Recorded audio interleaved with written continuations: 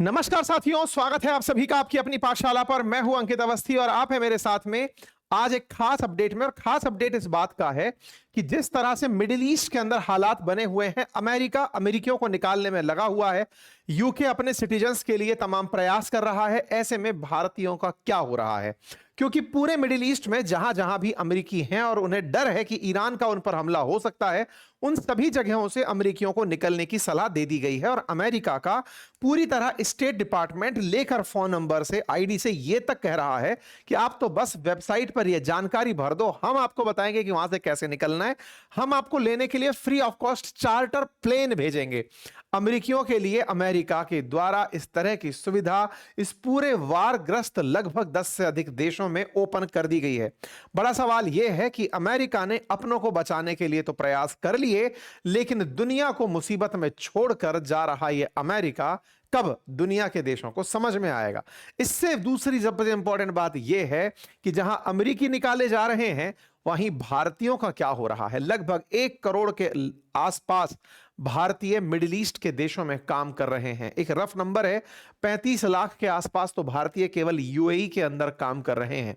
और न जाने कितने ही बड़ी संख्या में लोग यहां पर टूरिस्ट वीजा पर काम करने गए हुए हैं या फिर टूरिस्ट वीजा से घूमने गए हुए हैं, अप डाउन्स में हैं, अपने बिजनेसेस को ऑपरेट कर रहे हैं। उन समस्त भारतीयों के लिए भारत सरकार क्या कर रही है? क्या हम अपने स्तर पर उन भारतीयों को ला भी पा रहे हैं या फिर हमने उन्हें स्थिति सामान्य होने तक के लिए छोड़ दिया है? आज के सेशन में बताएंगे, क्योंकि भारत के प्रधानमंत्री के द्वारा मिडिल ईस्ट के देशों में लगातार संवाद किया जा रहा है। विदेश मंत्रालय अपने स्तर पर दूतावास के माध्यम से जो संदेश दे रहा है वो अन्य देशों से कितना सही है, कैसा है, सबका विश्लेषण। लेकिन उससे पहले एक जरूरी जानकारी साथियों, ये जो आप हालात देख रहे हैं युद्ध के, इन एनिमेशन के माध्यम से जिस तरह से इस समय ईरान के ऊपर तमाम प्रकार के हमले हो रहे हैं, इजराइल से, अमेरिका के अन्य ठिकानों से, और युद्ध का जो माहौल बना हुआ है, ये जो आप एनिमेशन देख रहे हैं, ये बना है एआई से। ये एआई जनित बहुत सी तस्वीरें इस समय सोशल मीडिया पर सर्कुलेट भी की जा रही हैं। यदि आप भी चाहते हैं, क्योंकि ये सारा की सारा एआई वीडियो हमने अपनी क्लास में बनाकर दिखाया है, आप भी चाहते हैं कैसे एआई टूल्स के थ्रू इन चीजों को बनाया जा रहा है, तो अभी जाइए, कमेंट बॉक्स में लिंक पिन किया हुआ है। हमने अपने उस एआई कोर्स का, जहां पर एआई मास्टरी क्लासेस सिखाने के लिए दिया गया है लिंक, 33% ऑफर ऑफ चल रहा है होली का, आप जाकर उसे एक्सेस कर सकते हैं। और हाँ, अपनी पाठशाला के तमाम कोर्सेज पर होली ऑफर के तहत 50% तक ऑफर ऑफ किया जा रहा है, आप जाकर उन्हें भी एक्सेस कर सकते हैं। मेरे प्यारे साथियों, मिडिल ईस्ट के हालात में 3 बड़े देश, इजराइल, अमेरिका और ईरान, जिसमें ईरान से लड़ने के लिए ये 2 देश एक होकर आए थे, लेकिन ईरान ने अमेरिका की जहां जहां पहचान थी वहां वहां पर बदला लेना शुरू किया। परिणाम स्वरूप इस तरह के नजारे निकल कर आए। चाहे यूएई हो, सऊदी अरब हो, इराक हो, इजराइल हो, हर जगह मंजर कुछ इस प्रकार का था। सऊदी अरब में यूएस की एम्बेसी को टारगेट किया गया, दुबई के अंदर, कुवैत के अंदर कॉन्सुलेट और एम्बेसी को टारगेट किया गया, और इस तरह के जो वॉर के नजारे हैं वो अमेरिकी बेसिस पर दिखाई देने लगे। नंबर निकल कर आया इंजर्ड की संख्या और मरने वालों की संख्या का। पता चला कि वॉर में तो लीन थे डायरेक्ट इजराइल और ईरान, लेकिन अमेरिकियों के चलते इन मिडिल ईस्ट के जीसीसी कंट्रीज को, साथ ही साथ में इराक को, जॉर्डन को, इन सभी देशों को कुछ ना कुछ भुगतना पड़ रहा है। और इन सभी के अंदर घायलों की संख्या लगातार बढ़ रही है। अमेरिकियों ने ईरान के 17 जहाज तबाह कर दिए, इनमें एक पनडुब्बी भी शामिल है, ऐसा उनका कहना है। 50,000 से ज्यादा इस ऑपरेशन में अमेरिकी सैनिक लगे हुए हैं। 200 फाइटर जेट, 2 एयरक्राफ्ट कैरियर और बम गिराने वाले विमान, इन सब चीजों को अंजाम दे रहे हैं। दोनों अपने अपने तरफ से लॉसेस के दावे कर रहे हैं, लेकिन इन सभी के बीच में 6 अमेरिकी सैनिकों की मौत होना भी सुनने में आता है। वहीं दूसरी ओर ईरान पर हुए हमले में 150 स्कूली छात्राएं अमेरिका के द्वारा, इजराइल के द्वारा हमले में मारी जाती हैं। इसके ऊपर यूएन के अंदर मांग उठती है कि जांच की जाए कि कैसे निर्दोष लोगों के ऊपर टारगेट किया गया। अमेरिका ने एज यूजुअल पल्ला झाड़ लिया कि हम ऐसा नहीं कर सकते, लेकिन हां, इस पूरी गहमा गहमी में जिस तरह से लोगों की जानें जा रही हैं, अस्थिरता का माहौल है। सबसे ज्यादा चिंतित वो लोग हैं जिनके अपने इन मिडिल ईस्ट देशों में फंसे हुए हैं। कारण क्या है कि इस क्षेत्र से अब फ्लाइट्स उड़ना बच रही हैं, क्योंकि पता चले कि इधर से चली हुई कोई मिसाइल इन 10 देशों में से कहीं भी जाने के लिए हो और वो कहीं ना कहीं किसी फ्लाइट में ना लग जाए, और पता चले कि एक यात्री विमान क्रैश मार जाए, और एक साथ यात्री विमान जिसमें निर्दोष लोग सवार हैं, अगर वो क्रैश हो जाते हैं तो एक बड़ी असुविधा हो जाएगी। यही कारण है कि अब यात्रा के लिए रूट्स को बहुत लंबा लंबा निकाल दिया गया है, बहुत ही ब्लैक सी के ऊपर से होकर के या फिर नीचे की तरफ से रेड सी के ऊपर से होकर के फाइटर मतलब यात्री विमानों को निकाला जा रहा है। आप सभी इस बात को जानते हो कि दोहा और दुबई, ये दो वो जगह हैं जो इंटरनेशनल ट्रांजिट के लिए बहुत अहम मानी जाती हैं। विदेशों में जाने वाले, विशेष रूप से यूरोप और अमेरिका जाने वाले जितने भी यात्री हैं वो अक्सर यहां पर ट्रांजिट कर रहे होते हैं, विमान बदल रहे होते हैं, ले ओवर कर रहे होते हैं। यहां पर बहुत बड़ा एक तरह से एयरपोर्ट है जो यात्रियों को एक प्लेन से दूसरी प्लेन में जाने की सुविधा उपलब्ध कराता है। लेकिन फिलहाल इन हमलों के चलते बहुत से यात्री वहीं पर फंसे रह गए हैं। अमेरिका अपनों को निकालने के लिए आदेश दे चुका है। अमेरिका का कहना है कि Bahrain, Egypt, Iran, Iraq, Israel या फिर West Bank, Gaza, Jordan, Kuwait, Lebanon, Oman, Qatar, Saudi Arabia, Syria, UAE, Yemen, जहां भी हो वहां से निकल लो। हमने आपको डिटेल दे दी है, इनमें फंसे हो तो हमारे स्टेप्स को फॉलो करो। अमेरिका के जो विदेश मंत्री हैं उन्होंने बकायदा अपनी तरफ से एक पूरी वेबसाइट बताई, स्टेप्स बताए, फोन नंबर बताए और कहा कि आप तो बस इन्हें फुल कर दो, हम आपको निकाल लेंगे। और इसके लिए बकायदा charter plane free of cost arrange किए गए हैं। अमेरिका ने अपने लोगों को निकालने के लिए जो व्यवस्था की है, दुनिया के देश के लोग यही पूछ रहे हैं कि भाई तुम अपनों को तो निकाल लिए, दुनिया को फंसा करके औरों की क्या व्यवस्था है। 9,000 से अधिक अमेरिकी सिटीजन्स को निकालने का दावा किया जा रहा है। डोनाल्ड ट्रंप ने इस बारे में कहा कि 9,000 से ज्यादा लोग अभी तक सेफली लौट लिए हैं।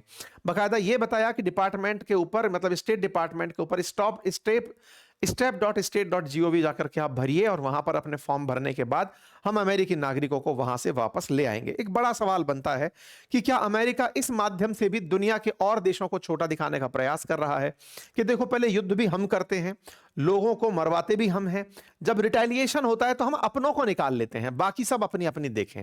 क्या अमेरिका अपने आप को इस तरह दिखाना चाहता है कि देखो हम कितने ग्रेट हैं, हमारी ग्रेटनेस यह है कि हम अपनों को कहीं से भी निकाल सकते हैं, लेकिन कोई और देश अपनी खुद समेटे। ये स्थिति जो अमेरिका ने बनाई है, इस स्थिति में भारत जैसे देश जिनके बहुत सारे कामगार मिडिल ईस्ट के देशों के अंदर काम करने गए हुए हैं, वो लो इनकम कैटेगरी, मध्यम आय वर्ग के लोग जो कि अपनी आजीविका के लिए मिडिल ईस्ट पर निर्भर हैं, जो यहां से लेबर बनकर काम करने गए हैं सरकारी प्रयासों से, चाहे फिर वो इजराइल गए हों, चाहे गल्फ गए हों, उन सभी को अब उनके परिवारजन बड़े ही चिंतित होकर के याद कर रहे हैं।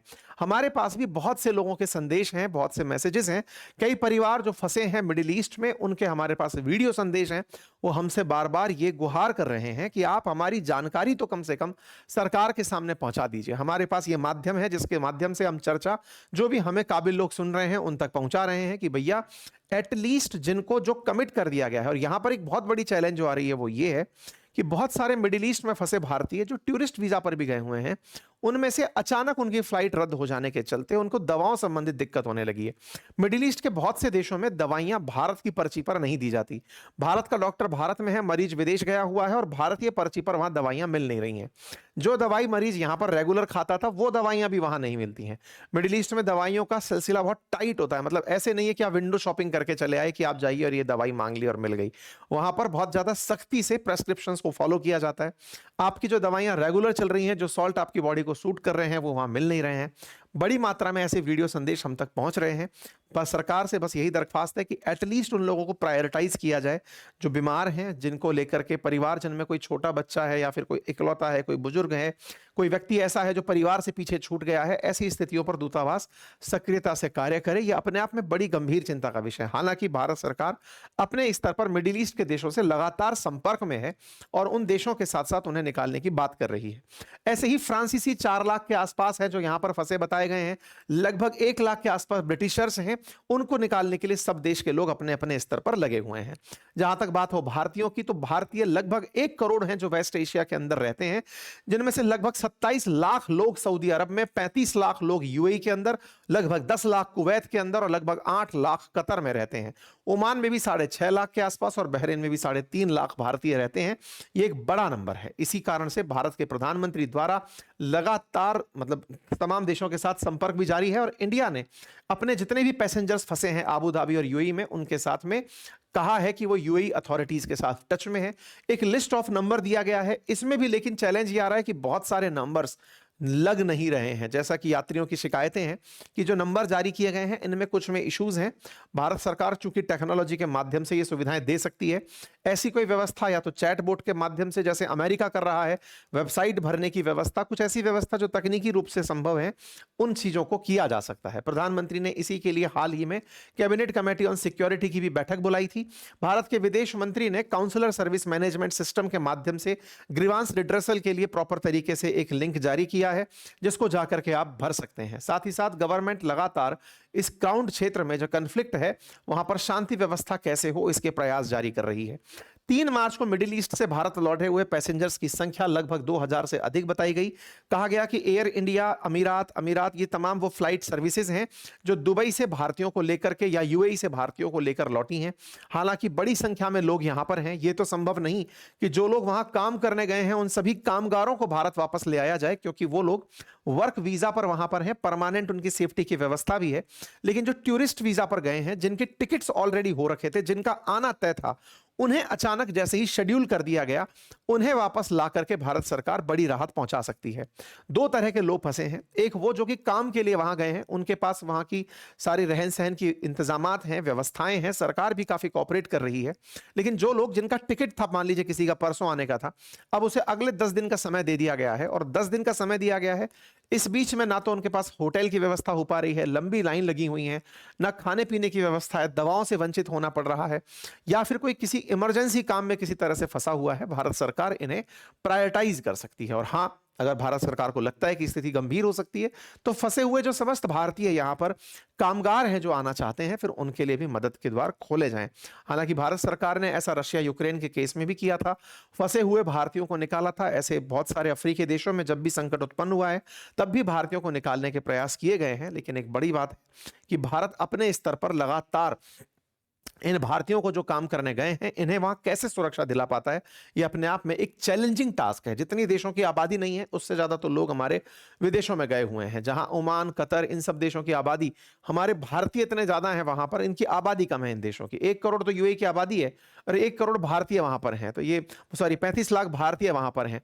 तो ये अपने आप में ऐसे नंबर हैं कि दर्शाते हैं कि भारत के लोग बहुत ज्यादा भारत से बाहर हैं।